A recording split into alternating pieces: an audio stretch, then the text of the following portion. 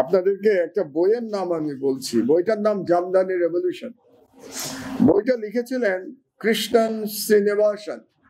উনি এরশাদ আমলের শেষের দিকে এবং 91-এর নির্বাচনের সময় ভারতীয় হাইকমিশনার ছিলেন বাংলাদেশে, এবং তার যে বাংলাদেশের চাকরি সেই বিষয় নিয়েই তিনি বইটি লিখেছিলেন জামদানি রেভলিউশন।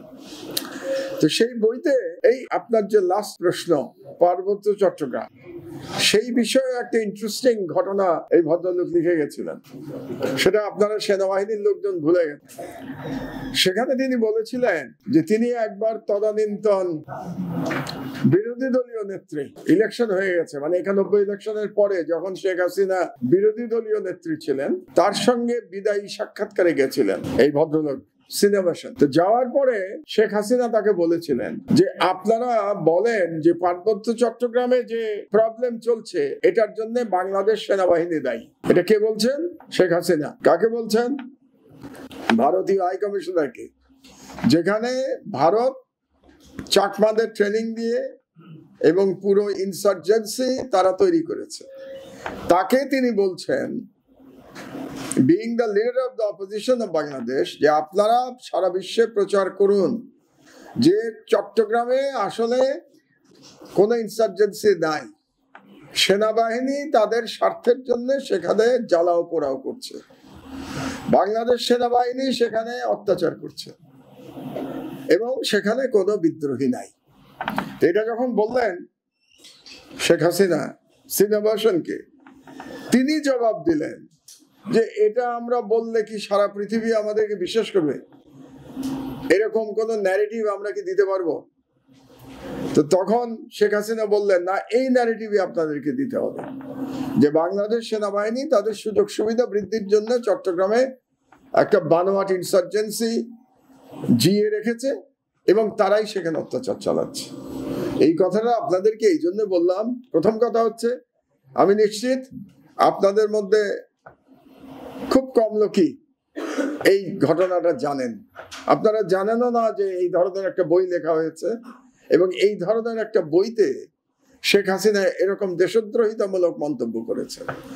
এই মন্তব্যের জন্য তো শেখ হাসিনার তৎক্ষণাৎ জেলে যাওয়া উচিত ছিল, রাষ্ট্রদ্রোহী মামলা হওয়া উচিত ছিল।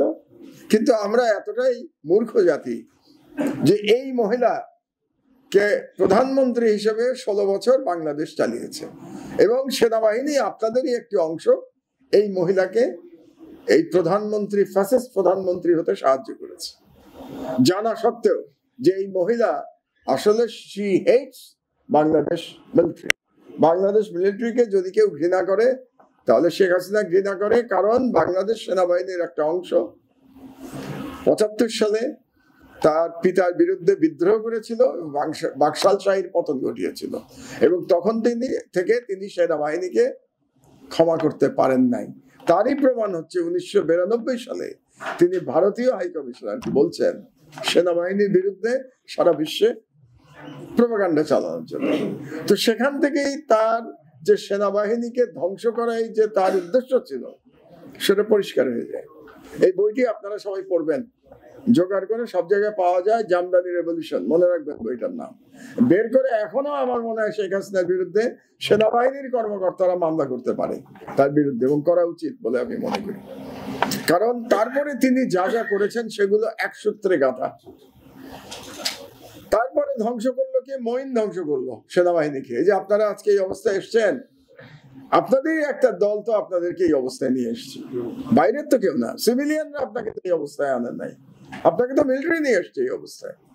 মঈন কি করলো? 11-11 সময় মঈন ইন্ডিয়াতে গিয়ে প্রণব মুখার্জির কাছে পায়ে ধরে তার চাকরির নিশ্চয়তা চাইল যে আমরা হাসিনাকে এনে দেবো ক্ষমতায়, তার প্রতিদানে আমাকে চাকরির নিশ্চয়তা আপনি দেবেন, এবং সেই চাকরির নিশ্চয়তা মঈন পেয়েছিল। এটাও কিন্তু প্রণব মুখার্জি তার বইতে লিখে গেছে। কাজে এগুলো সব ডকুমেন্ট, আমি যেগুলো বলছি এগুলো সব ডকুমেন্ট। সেই মঈন ওই 2008 সালের নির্বাচনে ডিজিএফআই দিয়ে হাসিনাকে ঠিকই 2/3 মেজরিটি উপহার দিয়ে গেল, এবং সেই 2/3 মেজরিটি উপহার দেওয়ার মধ্যে যারা জড়িত ছিলেন তার মধ্যে একজন তো এই সরকারের উপদেষ্টা ব্রিগেডিয়ার সাখাওয়াত। ব্রিগেডিয়ার সাখাওয়াত তো তখন ইলেকশন কমিশনের মেম্বার ছিলেন, এবং সেই ইলেকশন কমিশন বিএনপিকে ভাগ করবার জন্য এমন কোন ষড়যন্ত্র নাই যেটা করে নাই। এই ষড়যন্ত্রের পার্ট তো জেনারেল ব্রিগেডিয়ার সাখাওয়াত ছিলেন, তিনিও তো আপনাদের সেনাবাহিনীর পার্ট। তাহলে সেনাবাহিনী কি করেছে গত 30 বছরে, এটাও তো একটু দেখা দরকার আমাদের, তাই না? বিডিআর ম্যাসাকারের আগে যখন জেনারেল হায়দার এবং ব্রিগেডিয়ার জেনারেল রহিমকে অ্যারেস্ট করা হলো, সেনাবাহিনী থেকে তো কোনো প্রতিবাদ আসে নাই। অনেক অফিসার তো ছিলেন, আপনারা কেউ প্রতিবাদ করেন নাই তো, যে তাদেরকে অ্যারেস্ট করছেন কেন? তারা যদি কোনো নির্দেশ পালন করে থাকে, 10 ট্রাক অস্ত্রের জন্য তো অ্যারেস্ট করা হয়েছিল তাদেরকে। পরবর্তীতে 21 আগস্টে মামলা জড়ানো হয়েছিল। ইনিশিয়ালি তো 10 ট্রাক অস্ত্র, তো 10 ট্রাক অস্ত্রে যদি তারা জড়িতও থাকেন, তাহলে এটা তো রাষ্ট্র তাদেরকে জড়িত করিয়েছে, তাহলে তাদেরকে জেলে নেওয়া হচ্ছে কিনা, এটার প্রতিবাদ আপনারা করেন নাই, কিন্তু আমার দেশ করেছিল। আমার দেশ পত্রিকায় আমরা সেমিনার করেছিলাম, পত্রিকা অফিসে এটা নিয়ে। এবং আজকে যে কথাটা আপনাদেরকে বলছি, শেখ হাসিনার আমলে পত্রিকা অফিসে আমি এই কথাটা বলেছিলাম যে জেনারেল হায়দার এবং ব্রিগেডিয়ার রহিমকে অ্যারেস্ট করার কোনো কারণ নাই, কিন্তু আপনাদের মধ্যে কেউ আপনারা আপনাদের ব্রাদারদের বাঁচাতে এগিয়ে আসেন নাই। এই ব্যর্থতার দায় তো আপনাদেরকে নিতে হবে। তারপরে আসুন বিডিআর ম্যাসাকার। আপনি একটার পর একটা খেয়াল করেন যে কিভাবে ডিস্ট্রয় করা হয়েছে। প্রথমটা বললাম আপনাদেরকে জামদানি রেভলিউশনের কথা, তারপরে বললাম মেজর জেনারেল হায়দার আর ব্রিগেডিয়ার জেনারেল রহিমকে কিভাবে অ্যারেস্ট করা হয়েছে, তারপরে বিডিআর ম্যাসাকার, যেটা নিয়ে আমরা এখন আমাদের নিজেদের ইনভেস্টিগেশন করছি। আপনারা সরকার কি করবেন এটা সরকারের ব্যাপার, সরকার একটা করছে। আমার দেশ অ্যাজ জার্নালিস্ট, পত্রিকা হিসেবে আমরা আমাদের মতো করে ইনভেস্টিগেশন করছি। এবং আমি একটা সাক্ষাৎকার আপনাদের একজন রিটায়ার্ড অফিসারে নিয়েছি, মেজর জাইদি, যিনি উপস্থিত ছিলেন, 1.5 দিন ছিলেন।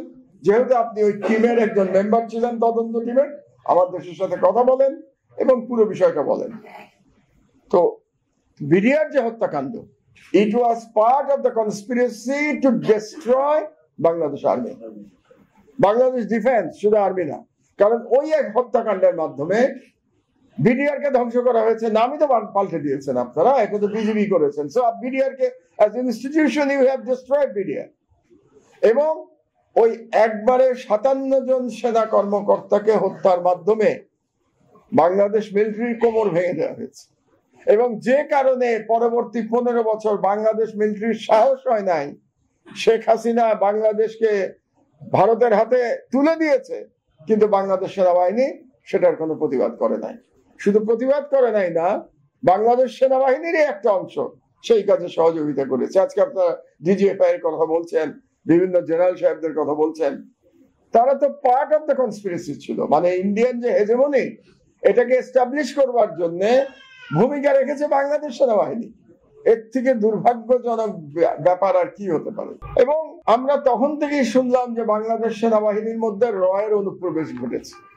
এটা তো পাবলিক নলেজ, সত্য মিথ্যা আমরা জানি না, আপনারা ভালো জানেন। আমরা সিভিলিয়ানরা শুনেছি যে সর্বত্র ঢুকে গেছে, সেনাবাহিনীর মধ্যে ঢুকে গেছে এমনও শুনেছি, এই গুজব বাজারে আছে যে ডিজিএফআই এর একটা ফ্লোর অ্যাকচুয়ালি চালায় এবং রয়ের লোক সেখানে থাকে। এটা তো সবাই মানে ওপেন সিক্রেট। তো এটা যে মিথ্যা, এটাও তো আপনারা বলেন নাই পরিষ্কার করে, এটা সত্য না, এরকম কথাও তো আমরা শুনি নাই সেনাবাহিনীর কাছ থেকে। জেনারেল সরওয়ার্দী, আপনাদেরই তো জেনারেল সরওয়ার্দী 9 ডিভিশনে চিফ ছিলেন, তিনি তো কনক সরোয়ারের সাথে পরিষ্কার বলেছেন যে বাংলাদেশে সেনা প্রধান নিযুক্ত হয় দিল্লি থেকে। দিল্লি যাকে মানে গ্রিন সিগন্যাল দেবে না, সে বাংলাদেশের আর্মি চিফ হতে পারবে না। এটা তো public statement of general Suhrawardy. তো এটা তো আমরা সবাই শুনেছি। তো এগুলো শোনার পরে কি মনে হয় যে এই সেনাবাহিনী দিয়ে তাহলে কি হবে? এই সেনাবাহিনীর কাজটা কি তাহলে? রাষ্ট্রের সার্বভৌমত্ব রক্ষা করাই তো কাজ সেনাবাহিনী, নাকি আর কোনো কাজ?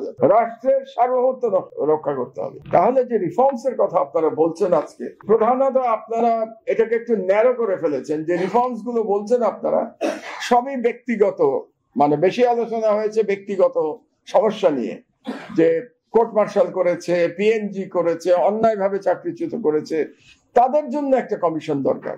আমি বলি না, আরো বৃহৎ কমিশন দরকার। একটা বড় কমিশন, সেই কমিশনের কাজ হবে ন্যাশনাল সিকিউরিটি ডক্ট্রিন তৈরি করা।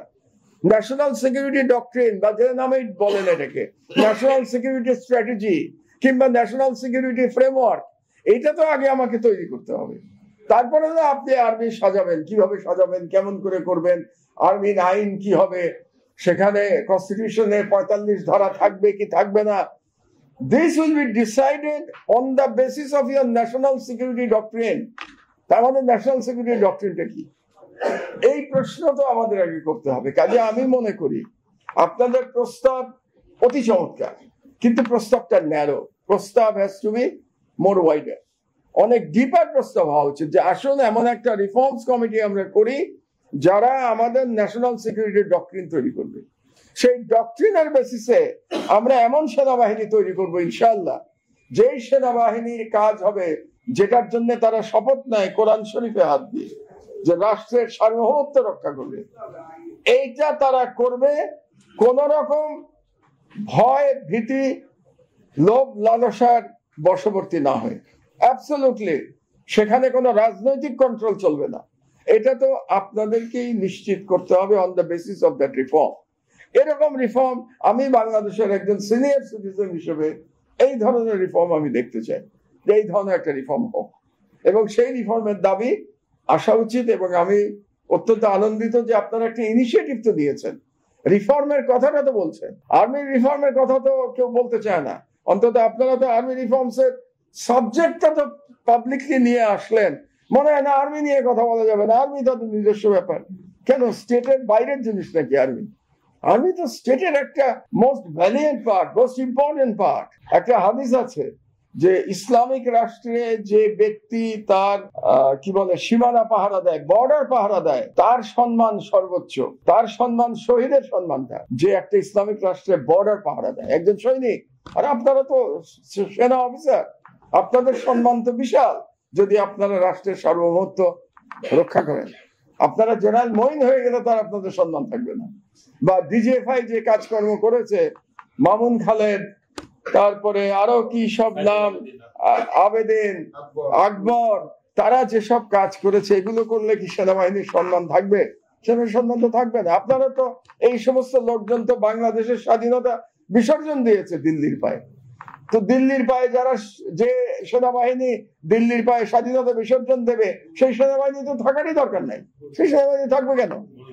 সেনাবাহিনী থাকবে তো দিল্লির সাথে লড়াই করবার জন্য, সেনাবাহিনী থাকবে মিয়ানমারের সাথে লড়াই করবার জন্য। কারণ আমার রাষ্ট্রের সার্বভৌমত্ব যদি মানে আক্রান্ত হয়, তাহলে তো আমার প্রতিবেশী দ্বারাই আক্রান্ত হবে। তাহলে আপনারা কি নামে ডাকেন আমি জানি না, আপনাদের ভোকাবুলারিতে কি ওলফল্যান্ড, আরো কি সব বলেন, গ্রিনল্যান্ড, রেডল্যান্ড, হোয়াটএভার। আমার কথা হচ্ছে যে আমার যে ইমিডিয়েট নেইবার, সেখান থেকে আমি যদি আক্রান্ত হই, সেই আক্রমণ থেকে বাঁচাবে আমার দেশপ্রেমিক সেনাবাহিনী। এবং দুর্ভাগ্যের বিষয় হলো এই বিষয়টি আপনারা খেয়াল করেন নাই। আমি কিন্তু বলার চেষ্টা করেছি এজ এ সিভিলিয়ান, আজ থেকে বলছি না, 20 বছর ধরে বলে যাচ্ছি আমি, যে মানুষের মনে সেনাবাহিনীর প্রতি যে ভালোবাসা ছিল সেটা ধ্বংস করেছে 1/11 আসা পর্যন্ত বাংলাদেশের জনগণ মনে করত সেনাবাহিনী একটা দেশপ্রেমিক বাহিনী, এবং বাংলাদেশের যে কোনো বিপদে সেনাবাহিনী আমাদেরকে রক্ষা করবে। আল্লাহ তো রক্ষা করবেনই, কিন্তু সেনাবাহিনী আমার সব থেকে আস্থার জায়গা, বিশ্বাসের জায়গা। সেটা ধ্বংস করেছে 1/11 কিছু উচ্চাভিলাষী জেনারেল, যার মধ্যে মইনের নাম বললাম, সে দেশ থেকে পালিয়ে গেছে। আর এক জেনারেল এখনো দেশে আছে, জেনারেল মাসুদ। সুতরাং জেনারেল মাসুদেরই তো বিচার হওয়া উচিত আমি মনে করি। জেনারেল মাসুদ সম্পর্কে তো তদন্ত হওয়া উচিত, যে তার কি রোল ছিল 1/11 সময়। তো এগুলো তবু ভালো যে এগুলো ওপেনলি আমরা আজকে বলতে পারছি। এর আগে সেনাবাহিনী সম্পর্কে কথা বলাই তো একটা ভয়ের ব্যাপার ছিল, ডিজিএফআই উঠিয়ে নিয়ে যাবে। এখন তো অন্তত এই গুম কমিশন হওয়াতে আমরা কথা বলতে পারছি। কাজেই আমি হাসান নাসিরকে ধন্যবাদ জানাই, অভিনন্দন জানাই যে এরকম একটা ইনিশিয়েটিভ নিয়েছে। এবং আপনাদেরকে আমি বলতে পারি, আমার দেশ বাংলাদেশের সার্বভৌমত্বের লড়াইয়ে আপনাদের পাশে আছে। আমার দেশ সর্বদা আপনাদের পাশে ছিল সার্বভৌমত্বের লড়াইয়ে, এবং আমার দেশ আজীবন থাকবে বাংলাদেশের সার্বভৌমত্ব রক্ষা করবার জন্য। দেশপ্রেমিক সেনাবাহিনীর কাঁধে কাঁধ মিলিয়ে লড়াই করবে। আপনারা অস্ত্র দিয়ে লড়াই করবেন, আমরা ইন্টেলেকচুয়ালি লড়াই করব। কিন্তু দুটাই লড়াই, দুটাই স্বাধীনতার জন্য লড়াই। এবং এই লড়াইয়ে আপনি আমি ভাই ভাই, আপনি আমি বন্ধু। এবং আজকে আপনাদের সেনাবাহিনীর যে অত্যাচারগুলো হয়েছে সেগুলো আমরা শুনলাম। অ্যাবসলিউটলি আমার দেশ সবসময় আপনাদের জন্য খোলা। আপনারা আসুন আমার দেশে, আমার দেশে এসে আপনাদের দুঃখের কথা বলেন, শেয়ার করেন আমাদের সাথে, জুলুমের কথা বলেন, আমরা প্রতিটি কথা তুলে ধরবো। আপনাদেরকে কথা দিলাম, আমার দেশ কোন সরকারকে পরোয়া করে না, এটা মনে রাখবেন। আমার দেশ একমাত্র বাংলাদেশের জনগণ, পাঠক এবং আল্লাহ ছাড়া আর রাষ্ট্র ছাড়া কাউকে পরোয়া করে না। কাজে আপনাদের সকল কাহিনী নিয়ে আমাদের কাছে আসুন, আমরা সেগুলোকে ইনশাআল্লাহ অকুতভয়ে প্রকাশ করব। আমাকে এখানে আনবার জন্য, অতিথি করবার জন্য আপনাদেরকে ধন্যবাদ জানিয়ে আমার বক্তব্য শেষ করছি। আল্লাহ হাফেজ।